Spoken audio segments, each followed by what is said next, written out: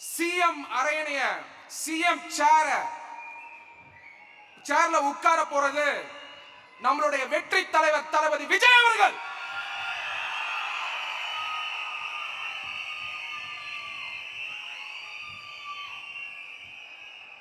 முதல்ல தாவேகாவுடைய கட்சி ஆபீஸ்க்கு போயிருந்தேன்.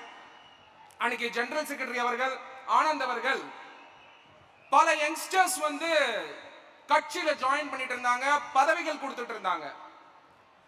அறிஞர் அண்ணா அவர்கள் கண்ட கனவு, பாபா சாஹிப் டாக்டர் பி.ஆர். அம்பேத்கர் அவர்கள் கண்ட கனவு,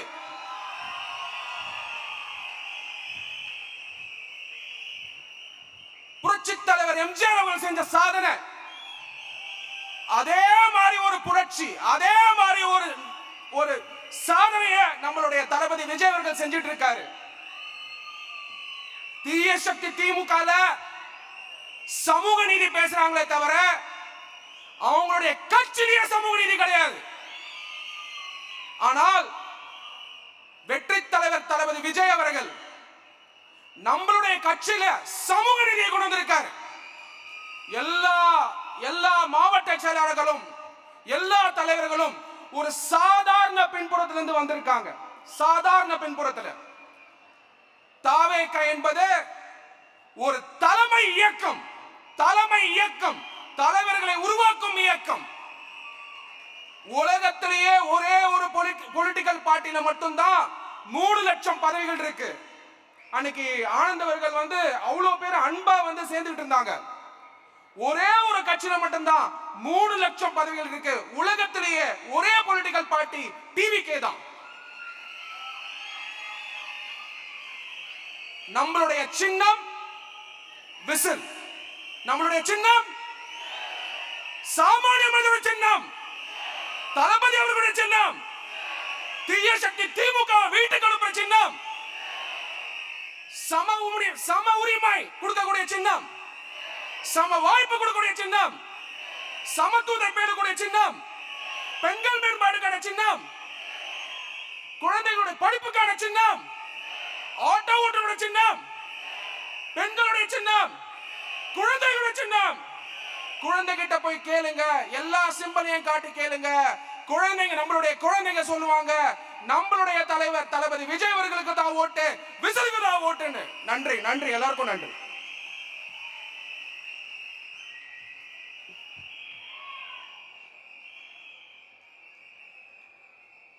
அவர் பொதுவா சமூக வலைதளங்கள்ல நம்ம கொள்கை தலைவர் அண்ணல் அம்பேத்கர் மாதிரி இருக்காருன்னு கிண்டல் பண்ணுவாங்க. தம்பி, கொள்கை தலைவர் ரூபத்துல தான் படித்த பசங்கள் அத்தனை பேரை கடகத்தில் இணைத்துக் கொண்டே இருக்கிறோம். அதற்கு சாட்சி தான் இதை போன்ற மனிதர்கள். அவர் அரங்கம் நிறைந்த கைத்தட்டலை தந்து, அடுத்து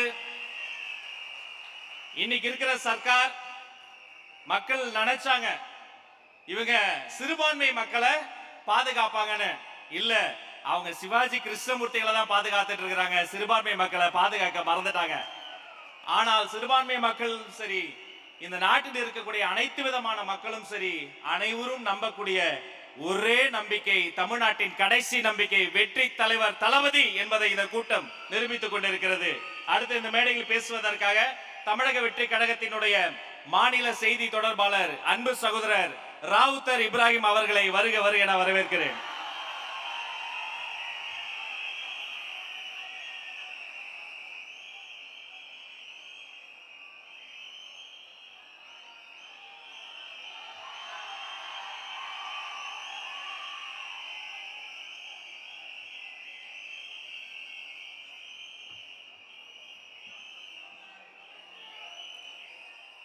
தளபதி அவர்களை வணங்கி,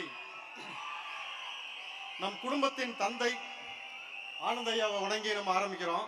ஏன் அவரை வந்து குடும்பத்தின் தந்தைன்னு சொல்றோம்னா, பெத்த பிள்ளைங்கள்ட்ட ஈகோ பார்க்காம இருக்கிறது தாயும் தகப்பனும் மட்டும்தான். எந்த கட்சியிலாவது ஒரு பொது செயலாளர் வந்து உணவு பரிமாறின பிறகு இலையை எடுத்து பார்த்திருக்கீங்களா? ஆனந்தையா அதை செய்வாரு. பெத்த பிள்ளைங்களுக்கு சோறு பரிமாறிட்டு அந்த இலையை எடுக்கக்கூடிய அந்த தன்மை, அதுதான் அவருடைய குணம், இயல்பான குணம். அவரை பத்தி வெளியில இருக்கிறவங்களுக்கு தெரியாது, உள்ள இருந்தா தான் தெரியும். குடும்பத்துக்குள்ள இருந்தா தான் தெரியும். குறை பேசுறவங்களுக்கு அதை பத்தி தெரியாது. 2, சரி, நமக்கு சரியா பேச வராது, இந்த தீய சக்தி அடிக்காம அடிச்சலாமா?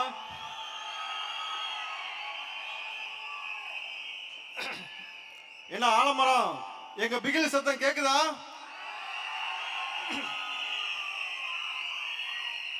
ஆலமரம் ஒண்ணு அலறுது, ஆலமரம் ஒண்ணு அலறுது, வாழமரமா உடையுது.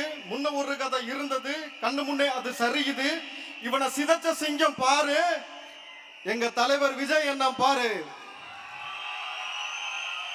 தீய சக்தி இப்ப கதறுது, டிவிக்கே வந்ததும் பதறுது. காலங்காலமா கொள்ளையடிச்ச கைகள் எல்லாம் உதறுது. இப்ப யாருக்கு இப்ப உதறுது கையே?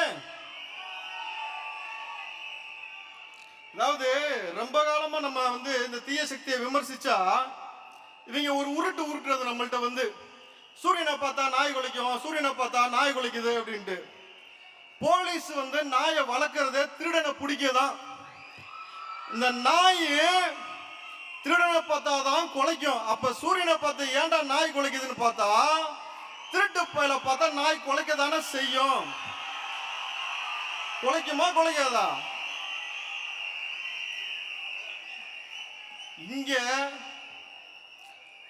இங்க ஒட்டுமொத்தமா இங்க இருக்கக்கூடிய மேடையில் இருக்கவங்களை விட்டுருங்க. இங்க மேடைக்கு கீழே இருக்கக்கூடியவங்க எல்லாம் யாரும் நினைச்சிட்டு இருக்க?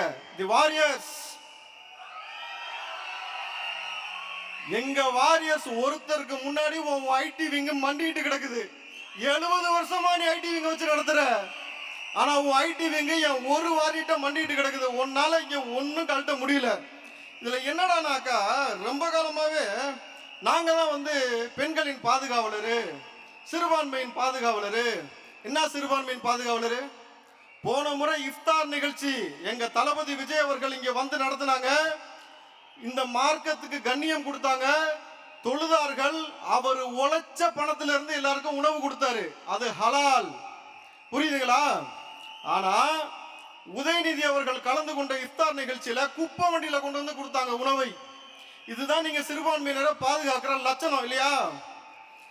இங்க இருக்கக்கூடிய பெண்களுக்கு பாதுகாப்பு துப்புக்குள்ள, இங்க இருக்கக்கூடிய கனிம வளங்கள் இயற்கை வளங்கள் திருடாம இருக்கிறதுக்கு துப்பு இல்ல. இங்க இருக்கக்கூடிய மக்களை பாதுகாப்புறதுக்கு துப்பு கிடையாது. ஒவ்வொரு அமைச்சரும் சார், யாராவது அமைச்சர் பணத்தை கொண்டு போய் பிணவரில் ஒளிச்சு வச்சு பார்த்திருக்கீங்களா? மீண்டும் அவர்களுக்கு வாய்ப்பு கொடுக்குது திமுக. என் வீட்டு சாமானிய பிள்ளைகளுக்கு எந்த ஒரு பாதுகாப்பு கொடுக்காம கேட்டா நீ ஆலமரங்கிற. இந்த முறை ஆலமரத்து வேர்ல உப்பை போட்டு தண்ணிய ஊத்தல. அதுக்கப்புறம் பாரு நான் தெளிவா சொல்லிட்டேன். இந்த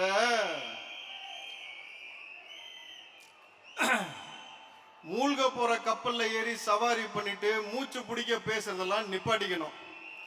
இங்க தளபதினா யாருன்னு போய் குழந்தைகிட்ட கேளு, பெரியவங்கள்ட்ட கேளு, பெண்கள்கிட்ட கேளு, ஆண்கள்ட்ட கேளு. தமிழ்நாட்டில் இருக்கக்கூடிய மக்களை தாண்டி உலகம் முழுக்க தெரிஞ்ச ஒரே முகம் எங்க தளபதி தான்.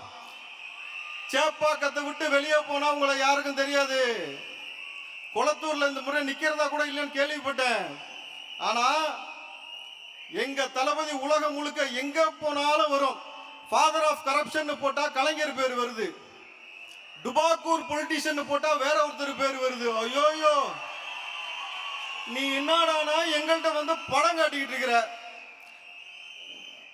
கொஞ்சம் பார்த்துன்னு சொல்லியிருக்காரு தளபதி. அதனாலதான் நான் பார்த்து விட்டு வச்சிருக்கிறேன். இல்லைன்னு வச்சுக்க 10 நிமிஷம் ஆகாது உங்களை பிரிச்சு மேயறதுக்கு. எங்களுக்கு மிமிக்ரி பண்றது, கையை மடிச்சு நிக்கிறது, சேட்டை செஞ்சிருவோம். 2026 தளபதி அவர்கள் நிச்சயமாக கோட்டையில அரியணை அமைவாரு. அன்னைக்கு உங்க ஒவ்வொரு மக்களும் எந்த வீட்லயும் பதட்டம் இல்லாமல் நீங்க உங்க வாழ்க்கை நடத்தலாம். முன்னெல்லாம் பாத்தீங்கன்னா 5 வயசு குழந்தை தெருவில் விளையாண்டுகிட்டு இருக்கோம். அந்த குழந்தை விளையாண்டுகிட்டு இருக்கின்ற நிம்மதியில தாய்மார்கள் சமைச்சுக்கிட்டு இருப்பாங்க வீட்டுல. ஆனா இன்னைக்கு ஒரு 5 நிமிஷம் குழந்தைய காணா பதறான். கடத்திட்டு போயிடுவான், இல்ல பாலியல் வன்புணர்வு நடந்துரும்ட்டு. குழந்தைகள் ஸ்கூலுக்கு போவான்னு பெத்தவங்க வயிற்றுல நெருப்பு கட்டிட்டு அலையிறாங்க. ஏன்? அவன் போய் போதைப் பொருளை பத்தி கத்துக்கிட்டு வந்துருவான். கஞ்சா கிடைக்குது, அபின் கிடைக்குது, ஹெராயின் கிடைக்குது, மெத்து கிடைக்குது. பல பேருக்கு அது மெத்து சொத்தா இருக்குதுன்றதுனால. ஆனா இங்க என்ன சொல்றாங்க? போதையை ஒழிச்சிட்டோம், கஞ்சா ஒழிச்சிட்டோம். என்ன ஒழிச்சிட்டோன்றாங்க. எங்கடா ஒழிச்சு வச்சிருக்கா? பூரா பேரும் பின்னாடி ஒழிச்சு வச்சிருக்கான். தேவைப்படும் போது எடுத்து விற்கிறானுங்க. கேட்டா நீ ஆலமரங்கிற.